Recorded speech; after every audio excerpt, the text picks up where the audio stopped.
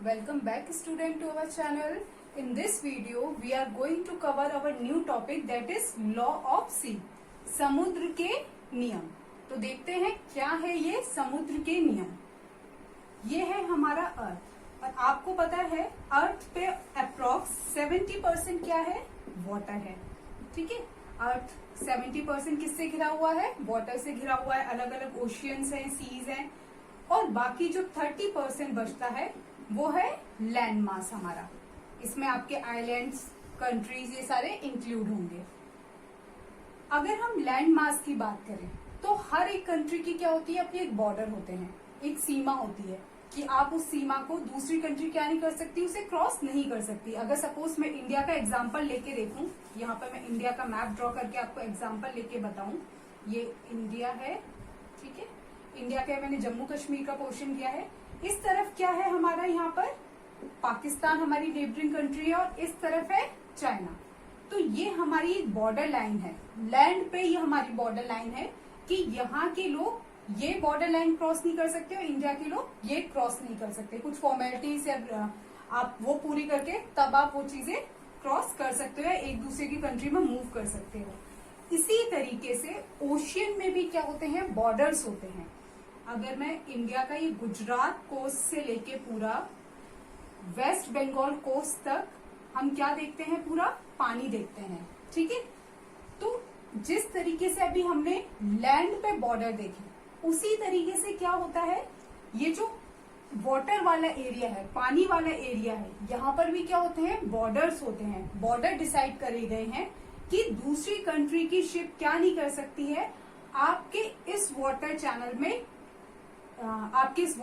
में मतलब आ नहीं सकती है, एंटर नहीं कर सकती है जब तक आपकी कंट्री क्या नहीं करेगी, उसे परमिशन नहीं देगी। तो वही है समुद्र के नियम। और इस वीडियो में पर्टिकुलरली हम किस पे फोकस करेंगे, भारत की समुद्री सीमा। ठीक है, कि भारत की समुद्री सीमा क्या है, कितने न्यूटिकल माइल्स होती है, इन सबको अभी हम आगे पढ़ेंगे। तो चलिए इसके बारे में डिटेल में पढ़ते हैं। तो चलिए अब डिटेल में पढ़ते हैं लॉ ऑफ सी को, समुद्र के नियम। पहले टॉपिक में जो हम पढ़ेंगे वो है कि कैसे और किसने समुद्री सीमा का निर्धारण किया। क्योंकि अगर हर देश खुद से करता कि उसकी समुद्री सीमा क्या होगी तो ऑब्वियस सी बात है हर देश क्या करता, ज्यादा से ज्यादा एरिया कैप्चर करने की कोशिश करता और उससे फिर टेंशन्स होते। इसलिए इसका जिम्मा यूएन की एक बॉडी को दिया गया जो इसका निर्धारण करेगी। तो चलिए पढ़ते हैं इसके बारे में। तो पहला पॉइंट है यहाँ पर the United Nations Convention on the Law of the, Sea short में क्या बोला जाता है, UNCLOS, also called the Law of the कन्वेंशन, is the international agreement which defines the rights and responsibilities of nation with respect to their use of world's oceans, management of marine resources and establishment of guideline। ये सारी चीजें कौन करता है, unclose करता है।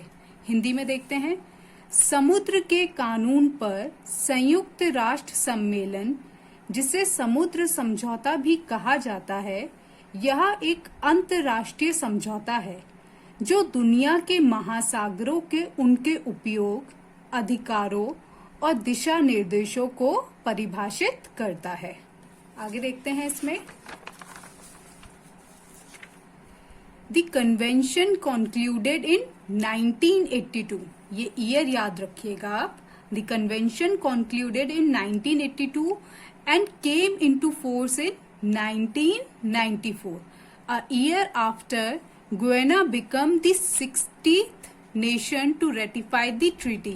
Actually जब ये कन्वेंशन हुई थी तो ये डिसाइड किया गया था जब इसमें टोटल 60 मेंबर हो जाएंगे तब इसे लागू किया जाएगा।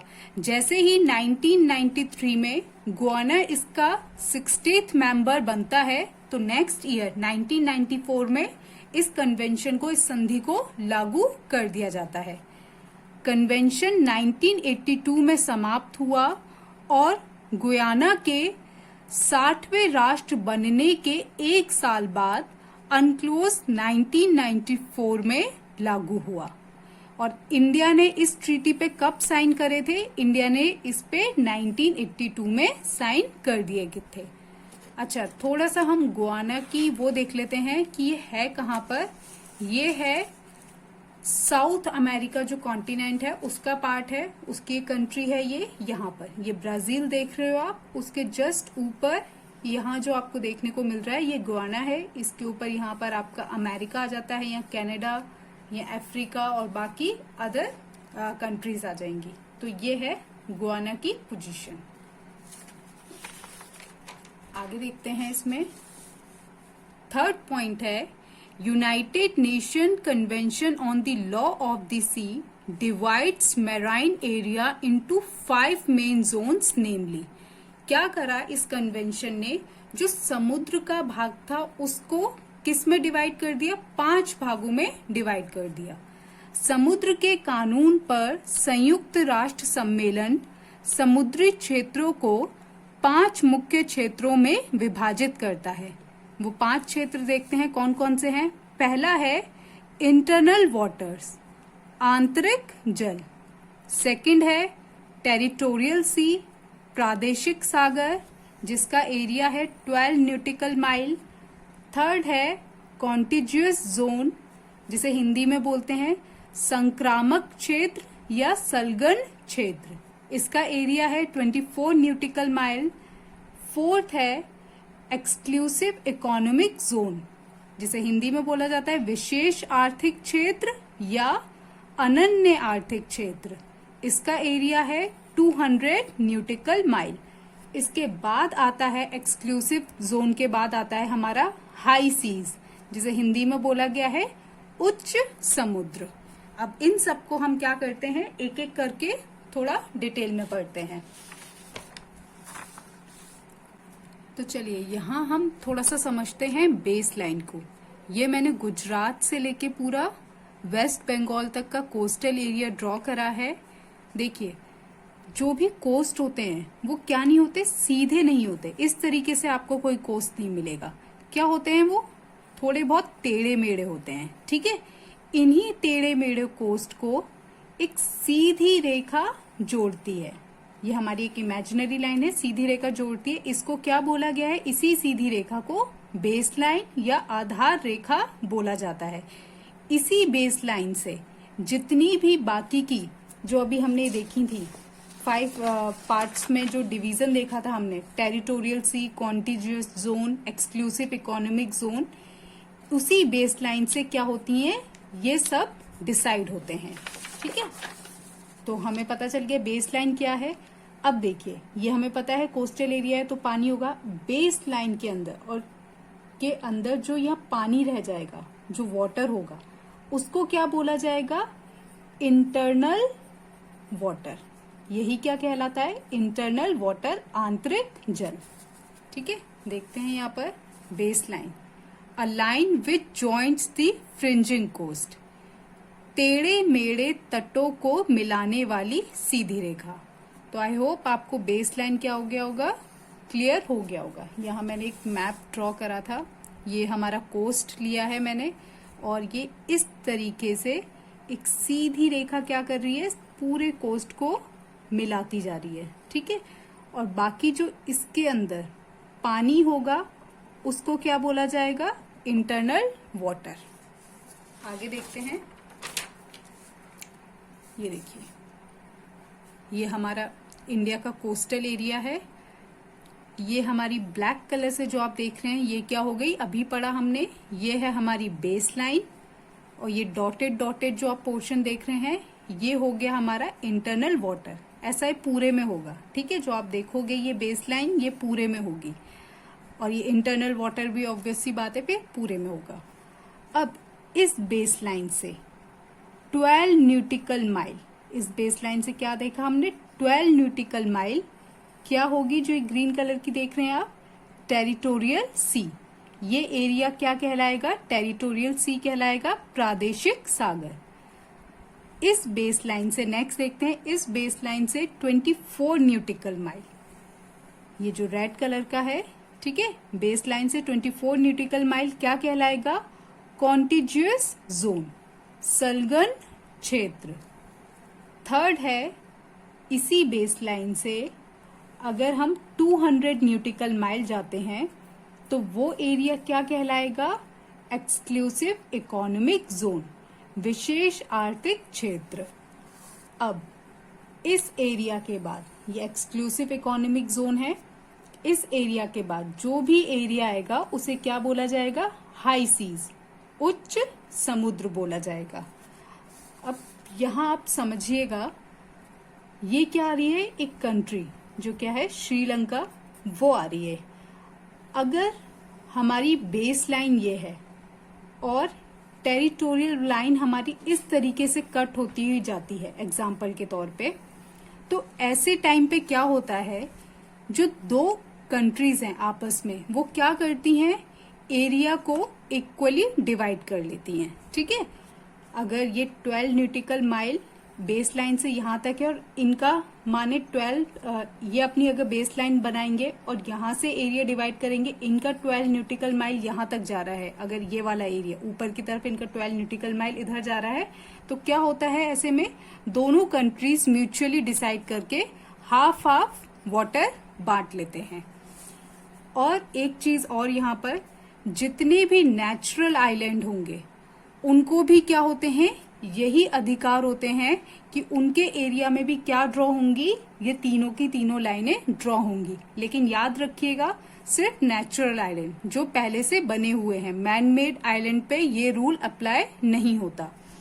देखिए, अगर हम यहाँ अंडमान का एग्जाम्पल लें, ये अंडमान का मैंने एक आइलैंड ले लिया, या फिर ये पूरा ग्रुप में ले लेते हम, तो ये इनकी एक बेस लाइन बनाई जाएगी और यहाँ से टेरिटोरियल सी काउंट होगी, इनकी कॉन्टिजियस जोन काउंट होगी, एक्सक्लूसिव इकोनॉमिक जोन काउंट होगी। तो जो भी हमारे नेचुरल आइलैंड्स है उनको भी सेम अधिकार प्राप्त होते हैं। आगे देखते हैं, हमारा नेक्स्ट पॉइंट है, जो पहला पॉइंट था हमारा, हमने इंटरनल वाटर पढ़ लिया। अब जो पहला पॉइंट पढ़ने जा रहे हैं वो है हमारा टेरिटोरियल सी, प्रादेशिक सागर। 12 nautical miles from base line, आधार रेखा से 12 समुद्री मील। हमें इसका एरिया पता चल गया, बेस लाइन से कितनी दूरी पे होता है ये? 12 न्यूटिकल माइल। सेकेंड पॉइंट है, the parent country is free to set laws, regulate use and use of its resources. प्रादेशिक समुद्र के ऊपर उस देश का संपूर्ण अधिकार होता है। इसको आप याद रखिएगा, संपूर्ण अधिकार, ये टर्म याद रखिएगा। टेरिटोरियल सी में क्या होता है? जो भी पर्टिकुलर कंट्री के टेरिटोरियल सी है उसमें उस कंट्री का क्या होगा? संपूर्ण अधिकार होगा। अच्छा, यहां देख लेते हैं, 1 न्यूटिकल माइल कितने बराबर होता है? 1.8 किलोमीटर। ठीक है, नेक्स्ट था हमारा कॉन्टिजियस जोन। इसको पढ़ते हैं आप, कॉन्टिजियस जोन को। संक्रामक या संलग्न क्षेत्र, इसका एरिया कितना होता है? 24 nautical miles from base line, आधार रेखा से 24 समुद्री मील।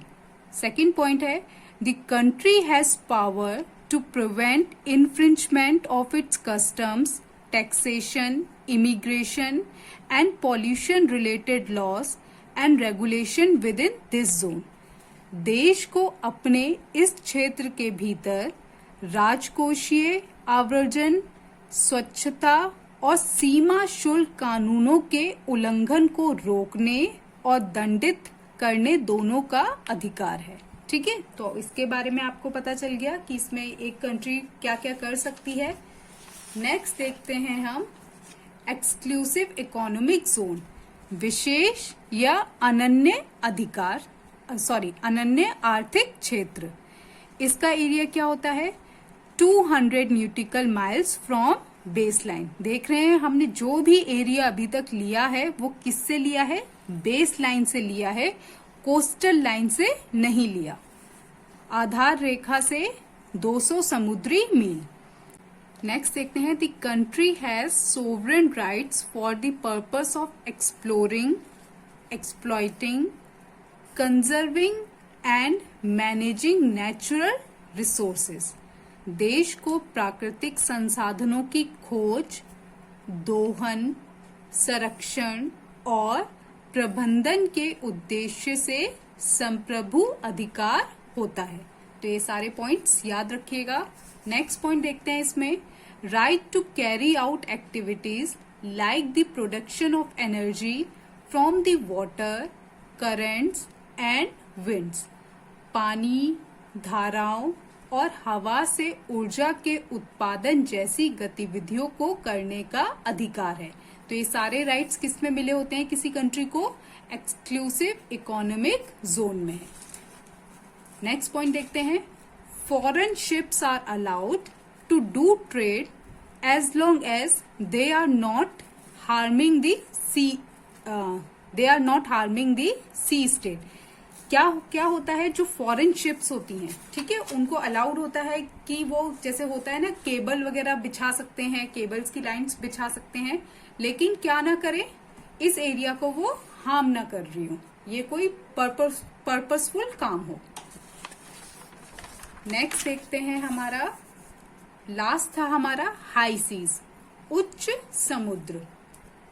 Water beyond the exclusive economic zone are referred as high seas. हमने देखा था क्या होता है, एक्सक्लूसिव इकोनॉमिक जोन से बाहर जो भी पानी है वो किस में आएगा, हमारा हाई सीज में आएगा, उच्च समुद्र में। अनन्य आर्थिक क्षेत्र से परे पानी को उच्च समुद्र कहा जाता है। Countries can conduct activities in these areas as long as they are for peaceful purpose such as transit, marine, science, etc. क्या होता है, जब एक्सक्लूसिव इकोनॉमिक जोन से आपको हाई सी में कोई ट्रेड करना है तो यूएन की पर्टिकुलर एक बॉडी है, उससे आपको परमिशन लेनी होगी और क्या कर सकते हैं, आप हाई सीज में एक्सप्लोर कर सकते हैं। देश इन क्षेत्रों में तब तक गतिविधियों का संचालन कर सकते हैं जब तक कि वे शांतिपूर्ण उद्देश्य के लिए हैं, जैसे पारगमन, समुद्री विज्ञान आदि। तो आई होप आपको ये जो लॉ ऑफ सी था ये क्लियर हुआ होगा। Till then study hard. Thank you.